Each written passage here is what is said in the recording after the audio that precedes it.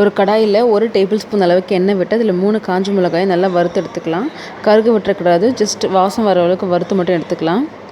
எடுத்தது ஒரு மிக்ஸி ஜாரில் சேர்த்துக்கிறேன். இப்போது அதே பேனில் 3 டேபிள் ஸ்பூன் அளவுக்கு உடைச்ச கருப்பு உளுந்து சேர்த்துக்கிறேன். சேர்த்து இது நல்லா கோல்டன் கலர் வர வரைக்கும் நல்லா வறுத்துக்கலாம்.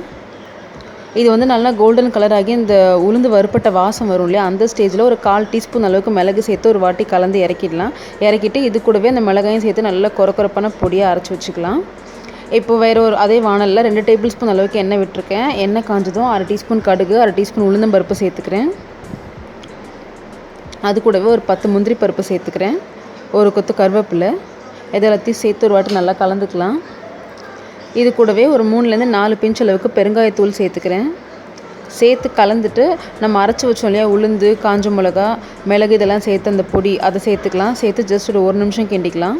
கிண்டினதுக்கப்புறமா இதிலே தேவையான அளவுக்கு உப்பு சேர்த்துக்கிறேன். உப்பு சேர்த்து கலந்துட்டு 3 கப் அளவுக்கு வடித்த சாதம் சேர்த்துக்கிறேன். சேர்த்து எல்லாத்தையும் நல்லா கலந்து விட்டுக்கலாம்.